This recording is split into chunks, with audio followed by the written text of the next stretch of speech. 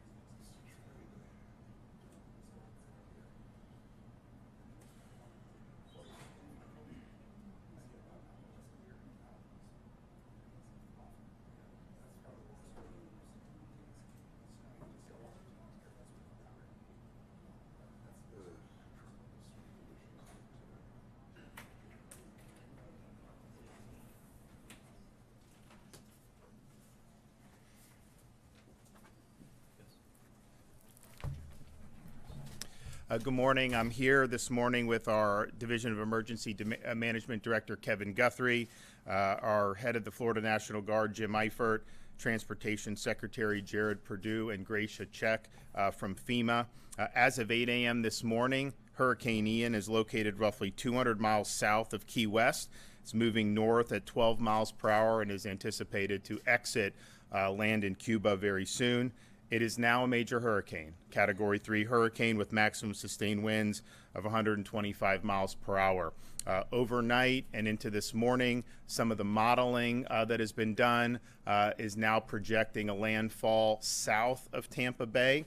I know we've talked about the cone of uncertainty where the landfall was projected. We had it in North Florida just a couple days ago.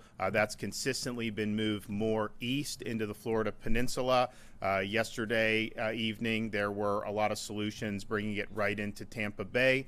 Now you have a lot of solutions bringing the landfall into the Sarasota area.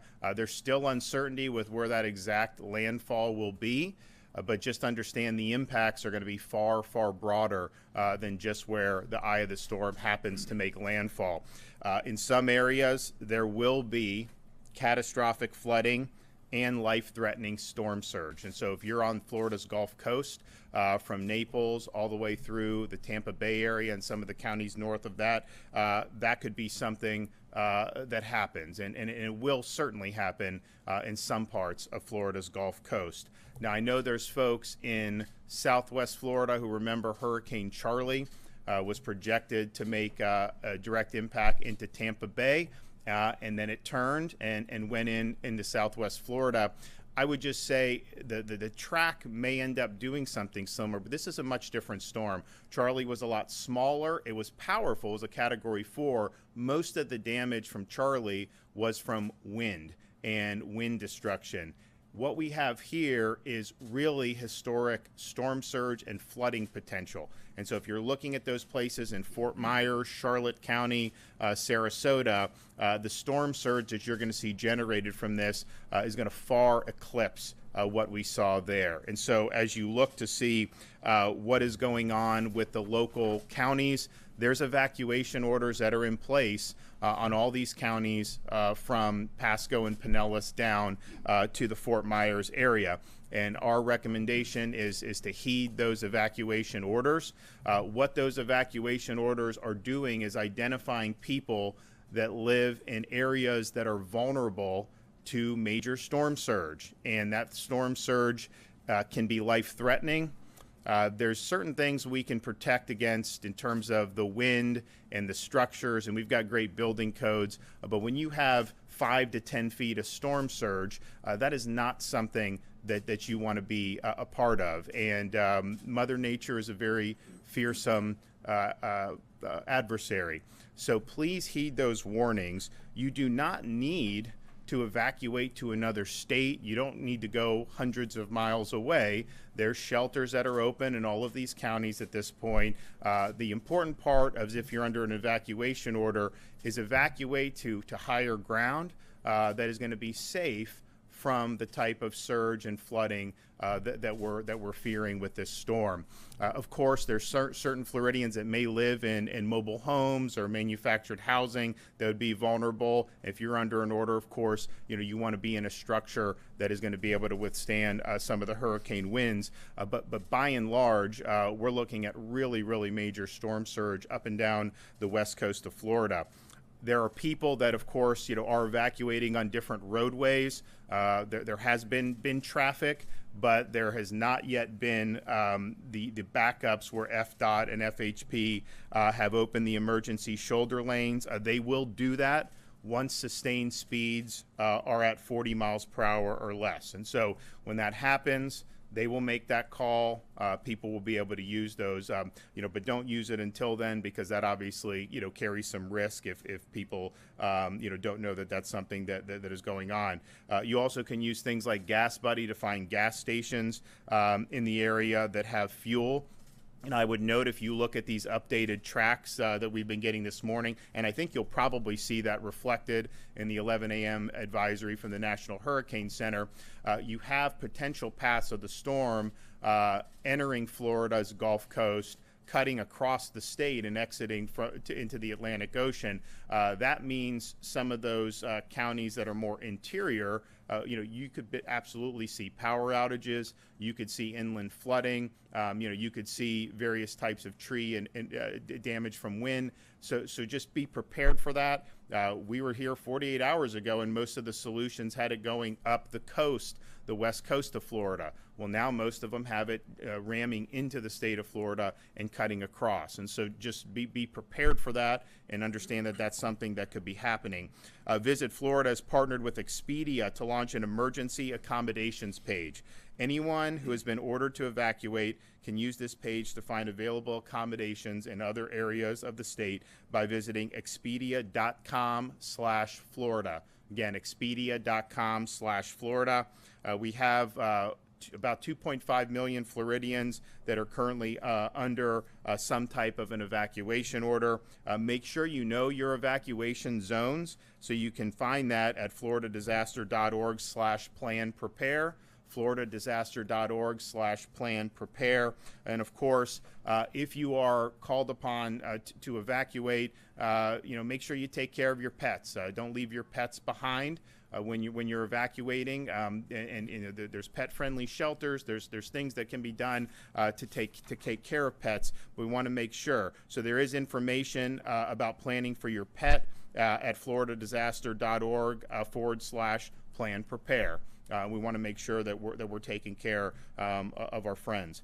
To find shelters, again, visit floridadisaster.org/shelters. floridadisaster.org/shelters. Most of these counties are going to have shelters within the county that are in higher ground. The buildings are going to be hurricane proof. They're going to be able to withstand a Category 3 hurricane in terms of the winds, but it's going to put you in a situation where you're not going to be vulnerable to the effects of the storm surge and the effects of the flooding. We have, of course, suspended tolls starting yesterday to assist people who may be moving around the state and following evacuation orders. You can look at those facilities at fdot.gov that list them. We may add more if there's a need to do that as the storm impacts other parts of the state, and we will make that announcement at the appropriate time. We have 26 school districts that have announced school closures, and you may very well have more as the track becomes more certain. If you want the most updated school information, go to fldoe.org/storminfo, fldoe.org/storminfo. We have 5,000 National Guardsmen that are activated. We've got 2,000 additional Guardsmen from other states, and I know Jim's been talking with other states, to help us with even more assets. We do have our urban search and rescue teams activated. We have 3 additional teams on standby ready to deploy. Our FWC has officers placed in every county in anticipation of heavy rains and flooding. And you will see heavy rains in parts of the state that are not necessarily on Florida's Gulf Coast.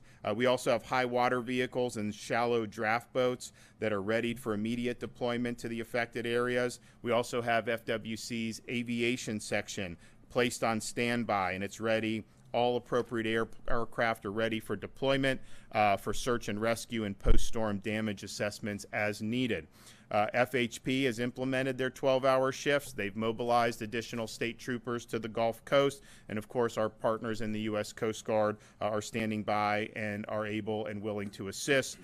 We do report today 100% of operating long-term care facilities do have a generator on site.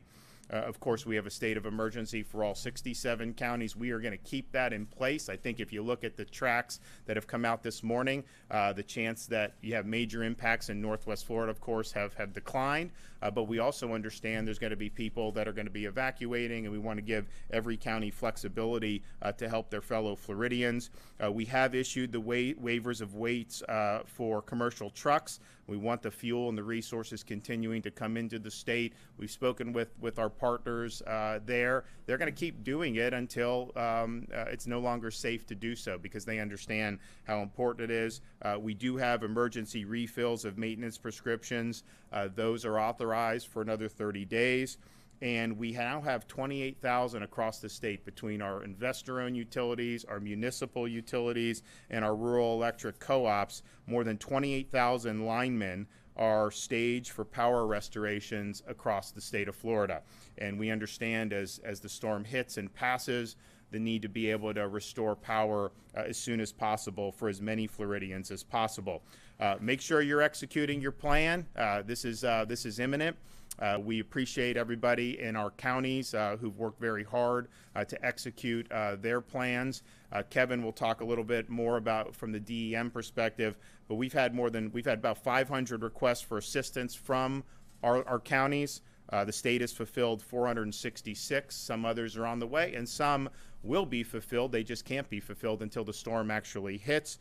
We mentioned sending medical professionals to Hillsborough County Special Needs Shelters. We sent another 120 to surrounding counties. We do have our logistical staging area in Polk County, and we will have additional staging later today. 300 ambulances supporting special needs evacuations have been deployed. Hundreds of generators and pumps have been staged, primarily in the Tampa area. And of course, pre-landfall food and water has been staged for Tampa Bay region. Now, as the track has moved a little bit more to where you have potentially greater impacts in Southwest Florida. I mean, we knew you were going to get storm surge all along. I mean, it's just the nature of a storm this big.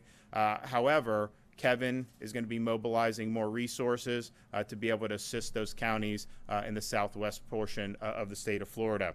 Again, go to floridadisaster.org/get-a-plan to make sure that you have what you need. You know, you still have time today to execute what you need to do. If you're in an evacuation zone, you have time to be able to heed those orders. If you're not, you have time to be able to get whatever supplies that you may need to deal with what's going to happen over the next few days. I would just tell all Floridians who are in the path of this, you know, there's going to be interruptions in things like power. There's going to be interruptions in fuel, maybe interruptions in communications.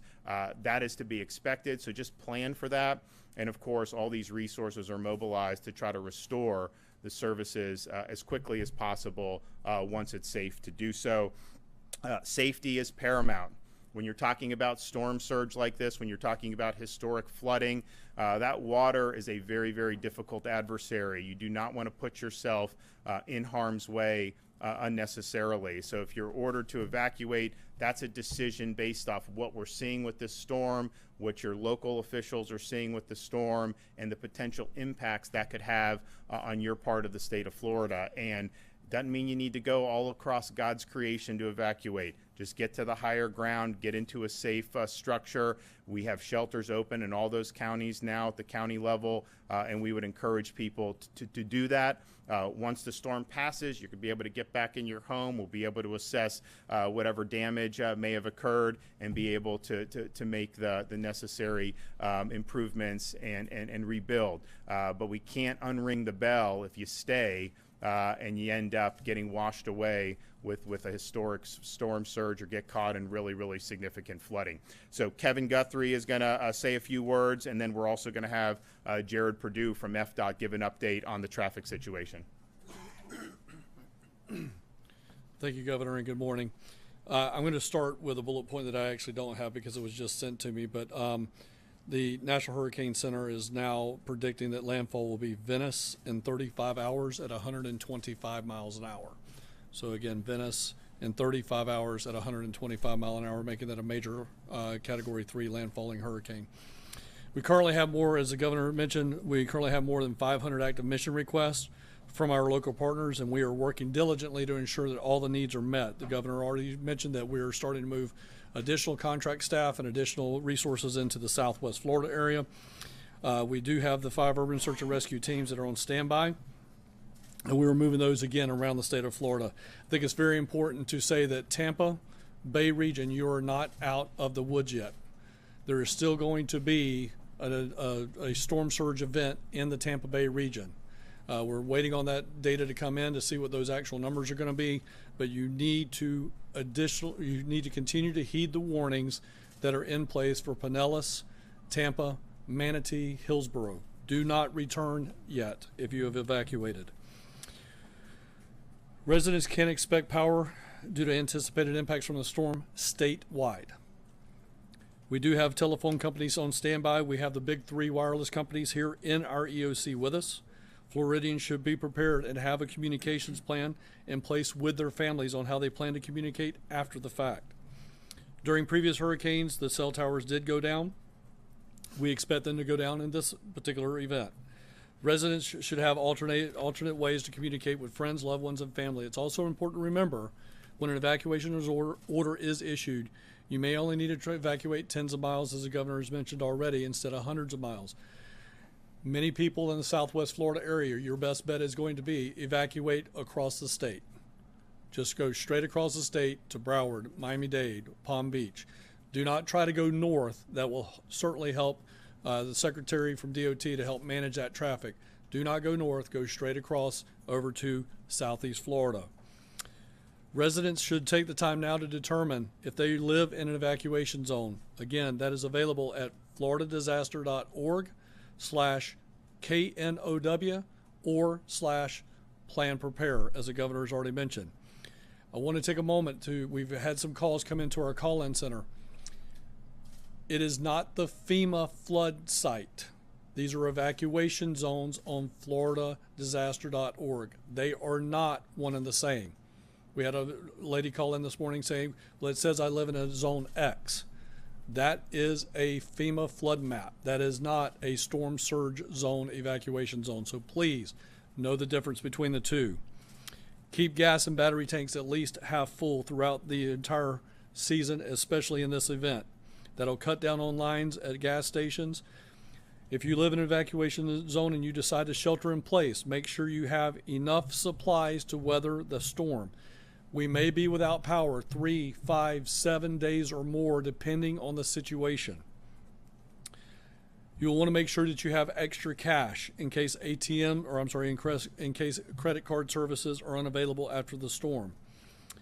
Another major threat with Hurricane Ian is going to be damaging winds. So if you can pick it up, put it up.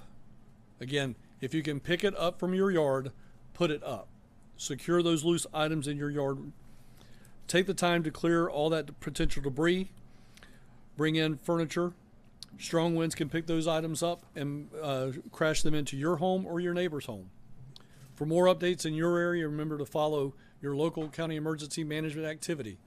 That will be the best source of information at the local level on your evacuations. The division has activated the State Assistance Information Line, the cell line, to provide additional resources for Floridians to receive up-to-date information regarding Hurricane Ian via phone. Residents and visitors can call this toll-free line at 1-800-342-3557. I'll repeat that number. It is 1-800-342-3557. You can also follow the division on Facebook and Twitter. Our Twitter handle is at FLSERT. That's at FLCERT. If you have any additional information that you need, you can always go to our floridadisaster.org website /info. Governor, again, thank you very much for your leadership in this situation. Great. Jared? Yes, thank you, Governor, and good morning. As the Governor mentioned, toll suspensions are still in effect for listed facilities focused on the coastal areas. We are going to continue to monitor the situation and will potentially enact more as deemed appropriate. You can go to fdot.gov for more information on that. FDOT road and bridge contractors have suspended operations on active construction projects within the projected path of Hurricane Ian. These projects are performing activities such as lowering crane booms, high mast lighting, securing barges, clearing traffic control devices, and checking drainage systems. Contractors are also opening all travel lanes and removing non-critical barricades to aid in evacuations. For bridges in the potential impact area, once wind speeds increase beyond 40 miles per hour, we coordinate very closely with FHP and local law enforcement and stop traffic from crossing bridges for the safety of the traveling public. FHP will be closely monitoring wind speeds on critical bridges such as the Sunshine Skyway Bridge. FDOT is staging resources nearby to perform critical road and bridge inspections after the storm. in order to resume bridge usage as soon as it is safe to do so. Typically, inspections are performed and we prioritize coastal bridges and move inland. For example, in the Tampa Bay area, Howard Franklin, Sunshine Skyway, Courtney Campbell, Gandy Boulevard, and Pinellas Bayway would be those priorities.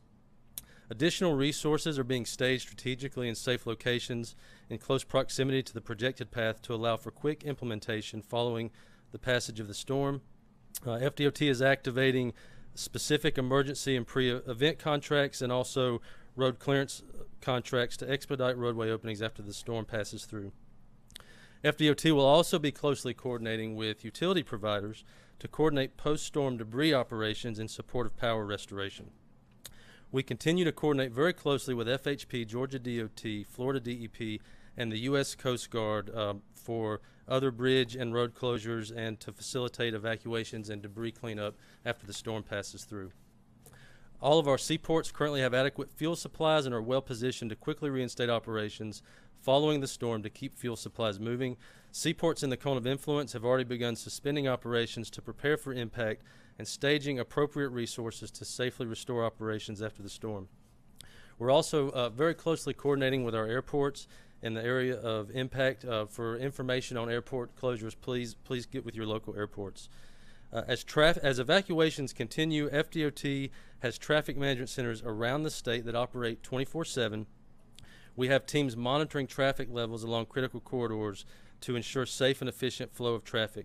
We've also increased our resources in terms of FDOT road rangers and motorist assistance to aid in evacuations, and we will be closely monitoring traffic speeds, traffic volumes along the evacuation routes, and we'll also be considering the use of the shoulders when it is needed. As the governor mentioned, we typically look at operating speeds of around 40 to 45 miles per hour. We've already begun operations to make sure the shoulders are clear of debris and clean so that vehicles can safely use them.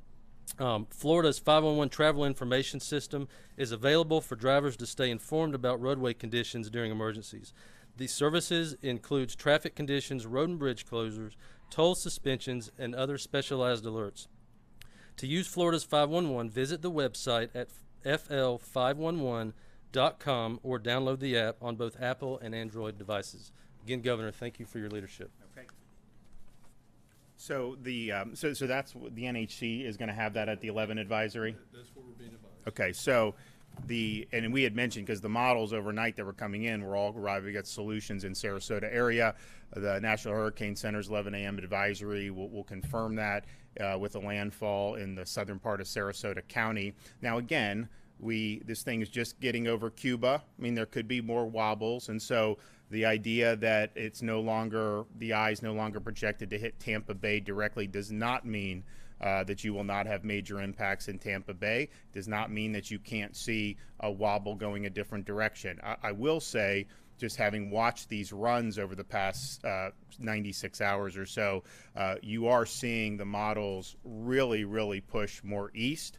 And so if you have an impact into a place like Venice, that is going to be a lot of inundation, a lot of surge in places like Charlotte County, places like Lee County, of course Sarasota as well. But what that will also do is likely bring it to cut it across the state of Florida. And so there's different models on that, but a lot of them now have it cutting across and going out into the Atlantic Ocean. So if you're in some of those interior parts of the state of Florida, from kind of up I-4 almost, and some of those things, just anticipate. Now, it's not going to be a Category 3 hurricane by the time it gets to you, but anticipate interruptions, anticipate wind, anticipate a lot of rain. And of course, we have rivers and waterways all throughout the state of Florida, including the interior, that are in danger of overflowing under those circumstances. And so just continue to watch the weather wherever you are in the state of Florida. Heed the advice of your local officials, but this is definitely something that is getting closer and closer. And so act now to do what you need to do to protect yourself and your family. Okay, any questions? Yeah, Governor, worst case scenario, and I think you may have seen Jeff Brandis make some calculations about the insurance impact that citizens could be, which covers 25% of Tampa Bay area, could be, paying out $10 billion. The total cost just for the Tampa Bay area could be $40 billion. is there some contingency plan in place beyond what the legislature and you approved, to lower the hurricane catastrophe cap? Is We'll there an address item it. you might use I mean, we'll to address. the I mean, surplus? we have a cat fund that's flush. We put another $2 billion into kind of an added layer of protection. I would say, though, we are looking at a lot of flood claims. I'm not saying there's not going to be wind damage. I mean, it's a hurricane, so you're likely to see that. But when you're talking about things like Tampa Bay, the danger and why Tampa Bay is so fragile in terms of these types of storms and why people have said that's the one place in Florida that could have the most damage is because that water's got nowhere to go in Tampa Bay. And so you end up with surge, you end up with flooding. In that Tampa Bay area, we have close to 1 million flood policies under the National Flood Insurance Program. We've got about 15,000 private policies. And so most of that is going to end up being an issue for that. Now, of course, there's more that I want to do in terms of the wind insurance, and that'll be something that we're going to address. I mean, look, at the end of the day, we've got to make sure folks are taken care of, and so we will do that, whatever we need to do. Could you give us an update on the nursing homes? I mean, how many nursing home residents have been evacuated across the state, and is there an update on how compliance is going? We're hearing about power outages with the ACA rule compliance. So right now it's 100%. So the 100% are reporting generators on site, and we're happy about that. Kevin, do you want to talk about? I know they've done it in the Tampa Bay area. Sure. Pinellas County mentioned yesterday that they are evacuating somewhere around the neighborhood of 90 hospital ALFs and nursing homes. We've got similar numbers into the south of the Bay. Obviously, Manatee County doesn't have that many, but all of those counties are getting compliance with evacuation orders. And when and if we have challenges, obviously Secretary Marcella makes some phone calls and we get compliance. So we're getting 100% compliance right now out of the ALF medical nursing home industry, and again they're hitting the evacuation orders, they're evacuating. And but again, the good news story here, really good news story, is we have 100% compliance with the generator rule. And Kevin will be moving. I think you already are in the process of surging more of the ambulances down to Southwest Florida. Obviously, we've had a lot staged in Tampa Bay, and there will still be support there. But as you look at the track shifting further south, there's going to be more needs there as a result. And so Kevin is doing that, and I think that's good. As you know, in southwest part of the state of Florida, I mean, we've got a lot of elderly residents, not just in ALFs, but certainly we've got a lot of those facilities in counties like Collier, Lee, and Charlotte. Yes, sir. Maybe a broad question. Do you have a guesstimate on how many people are in these areas that are going to be impacted by the up to 10 feet of storm surge and would need to be evacuated? I mean, do you have a count of like maybe thousands, millions of people? Well, there's under the current evacuation orders, which are probably Pasco down to Collier, would you say? Well, we have not run the numbers on the Fort Myers. Just got out of Okay, so but I mean, but it's over 2 million. Yeah, and so and again, this is not necessarily saying you have to evacuate to another state. It's not saying you have to go to Miami. It's not saying that all those counties have shelters within their counties. The instruction is you're in a vulnerable area to storm surge or flooding, evacuate to higher ground. And if you evacuate to higher ground in a structure that is sound, you're going to be fine. And that's something that we just want people to know. When they say evacuate, that doesn't mean keep traveling until you have no chance of being rained on or have no chance of having any. You don't need to do that. Obviously, it's a free country. People can get in the car and do what they want, but that's not what it means. The impacts as it gets into the state of Florida, if you are not in a low-lying area and you're in a structure that is sound, you're going to be okay when you do that. And so this is Charlie back in I guess 2004. That was like kind of a buzzsaw. It was a Category 4, a lot of wind damage, really destructive in terms of what it did in Southwest Florida. Of course, people thought it was going to hit Tampa, and then it shifted. Obviously, if you have a Cat 3, people say maybe it was we were hoping it was gonna weaken before it hit landfall. The problem is the further east it's gone, the less time it has to weaken. Nevertheless, what this is really doing, because of the size of the storm is it's kicking up a lot of surge. I mean, those seas, the Gulf is going to be very angry as this comes in, and you're going to see that happen. And so the danger to life and limb is really from that surge and from that flooding, more so than the wind. Obviously, if you're in a mobile home and you have 120 mile an hour winds, I mean, that's going to be a problem, and heed the evacuation orders accordingly. But we've got a lot of Floridians who are in low-lying areas, and when you have storm surge of this magnitude, that can absolutely be life-threatening. We want everyone to be safe. Of course, if there's need for search and rescue, we've got resources. The counties have great resources. The state, National Guard, other states are helping, and we will do that. But just keep in mind that when you're doing that, those first responders are put at risk by going into those situations. So if you can avoid that at the front end by getting to a safer position, that is obviously going to be good, not just for you, but it's also going to be good for the people that may be called upon to go into harm's way. Can you give us an update on the fuel supply? This may be a question for Secretary Perdue, but have y'all considered making all of the lanes eastbound out of Tampa? So I'll let him amplify that, but basically that issue has been studied by the department over about 10 years or so. And what they have determined is that it's more efficient to just expand into the emergency lanes and the shoulders and open those up for more traffic rather than try to make everything going in one direction. I think part of the issue is we need to access it in the other direction to help people and to bring in supplies. But I'll let Jared talk more about it. Yeah, absolutely. What you're referring to would be what we call Contra Flow, and we have done many studies, and we actually have proven that using the shoulder for emergency evacuations is a successful way to do it. You do need the other side of the facility for continued access for first responders and life safety missions. So, yeah, so we have successful examples of that, and we'll be closely coordinating throughout to make sure traffic continues to flow.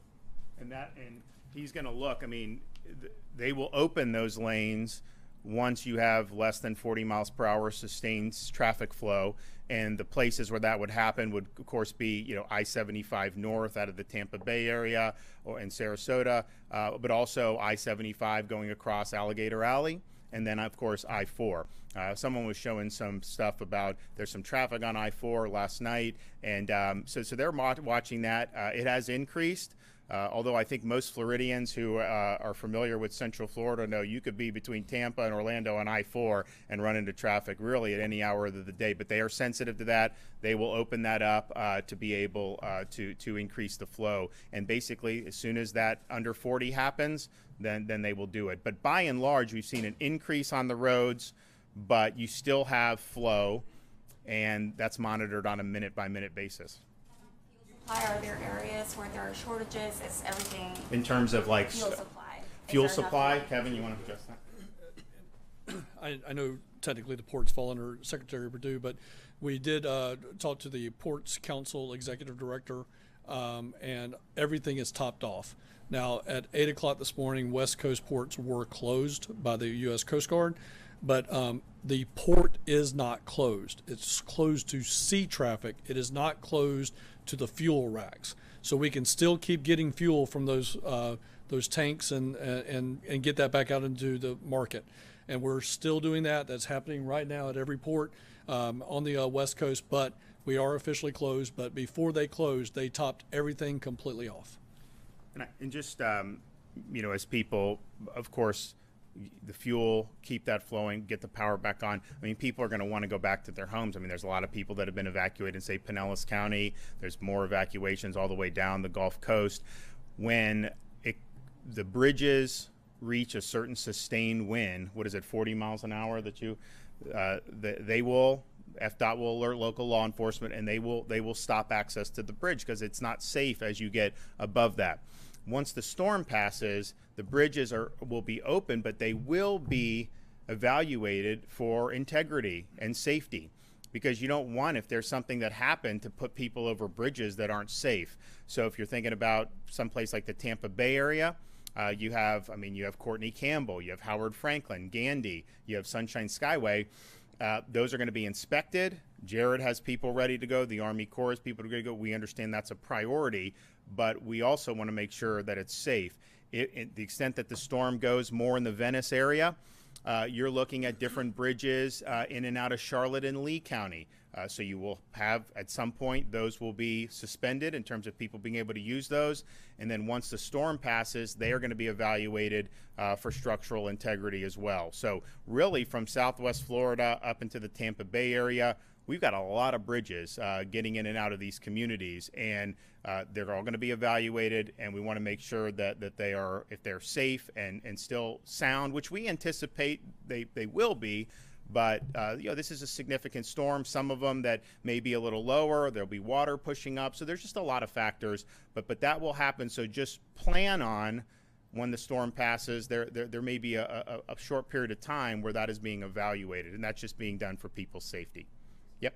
Sort of a morbid question, but with the reality of this being a rainstorm and there being flooding and of course drownings and whatnot, I don't know if the state has given any estimate of how deadly this storm is going to be, given those sort of... I think it's hard to say. I mean, I think that the people that, when your local emergency officials are instituting an order for evacuation, the purpose of that is to protect people's lives. And the more people that heed that, the less likely that you're going to see fatalities when you have major storm surge or flooding in those areas. I will say, and it's something that Kevin has also talked about and I've talked about a lot, in some of the recent storms across the country, you've had more fatalities after the storm hit than because of the storm directly. And that has a variety of different reasons. One of the things is misuse of generators inside people's homes. That exhaust has got to go outside your home. Do not put that inside. That will be, you could get poisoned and you could die. So we see that happens now in pretty much every storm. So we've put out videos, we've put out different guidance about using generators I mean, nobody wants to be without power. Generators can be a great thing to kind of keep a sense of normalcy as you're waiting for other things around you to get back to normal, but you got to use it properly. There's also people will go into some of the standing water that you see. If you have standing water, you could have an electrical cord or something that is in there, and you could get harmed in that way. Driving vehicles when you have a lot of standing water is very, very hazardous. And so we would caution people not to try to drive vehicles through flooded streets. So you see a lot of the things that happen after the storm that have unfortunately caused folks to pass away. So those are things that we're putting guidance out on. But on the front end of the storm, the surge, the flooding, making sure if you are in a vulnerable structure like a mobile home, that you be able to evacuate to a safer structure is very, very important. The General, if I may, given the severity of the flooding we expect, what role do you expect the Guard to play in the aftermath of the storm? Really, it's we're a support role, whatever the Department of Emergency Management needs us to do. It could be everything from security to transportation. Aviation is a big part if we end up in search and rescue kind of scenarios. So, we're kind of the Swiss Army knife of operations. We can be used for whatever the Department of Emergency Management needs us to do. More assets. Can you be more specific about what type of assets maybe y'all are searching for? Yeah, as we do our planning, it kind of changes every day. Yesterday we were looking at the potential of even having to do air bridges into the peninsula of St. Petersburg, Clearwater. As the storm moves further south, we think that may not be quite the plan that we need to be looking at. So kind of changes day to day as we see the updates in the hurricane and where it's going to be and what kind of potential damages and missions it might introduce for our forces. So we're constantly reassessing some big things that we're looking for from out of state, additional aviation assets HH-60s, CH-47s, heavy lift capability to be able to move supplies and people and equipment. Search and rescue equipment and supplies also a big part of that. So it really depends. Could be security depending on where we are and what the aftermath looks like as we go through the recovery stages. So we've got transportation's another big one, looking for high water vehicles as well as swift water vehicles if we end up with a flooding event where we're needing to get to folks who can't move by land. So really almost everything that you can imagine that the director might be needing some additional muscle on, will be providing it. Yeah. This might be for Director Guthrie. We keep talking about the flooding and the surge, and it kind of reminds me of what happened with Katrina, where the damage and the threat was more flooding and surge, and in advance of that, they got like 80 to 90% of New Orleans evacuated and managed to avoid a lot of serious death. But there were still people on rooftops, people in car. Yeah, yeah. Have you thought about that? Have you looked at Katrina as a potential model for what you need to do to respond here? Absolutely. History is past performance, and the best predictor of future performance is past performance. So we certainly look at all of those after action reports and take the best practices from them. And that's one of the reasons that in the last question was just answered by the general. We're beefing up aviation assets so we can actually go out and do that recon after the disaster happens. So if we have somebody in an island situation, or maybe even on a vehicle rooftop, or even God forbid an actual structure rooftop, these guys can help us locate that. We can start moving ground assets into that situation, or if need be, we call in the Coast Guard, and the Coast Guard comes in and starts doing some type of aerial type rescue. So all of those things are true, but again, I want to reiterate what the governor just said. If people will heed evacuation orders, and it goes back to Eric's question, if they heed the evacuation order, I have a 100% guarantee that they will not die from storm surge if they heed the evacuation order. I have a 100% guarantee that they will not have to be rescued off a rooftop if they heed the evacuation order. Where we're at right now is execute your plan, start evacuating if you've been asked to evacuate. So we're going to be continuing to work with our local partners. I do want to thank everybody up here at the Florida Department of Emergency Management, everyone involved with the EOC. This was something that we saw coming when it was just, I guess, a disturbance off the, coming in there, and we understood the potential. And so we've been working with all the local partners under a state of emergency, and I do really appreciate all the work that they've done. The one thing about Florida, we have to deal with a lot of these threats. It's just something that you do when you live in a kind of a tropical paradise. But we're fortunate we have some of the strongest emergency management professionals in our counties anywhere in the country, and I think that they're doing a great job, and they'll continue to serve the people of their communities well as we weather this over the next many days. Thanks, everybody.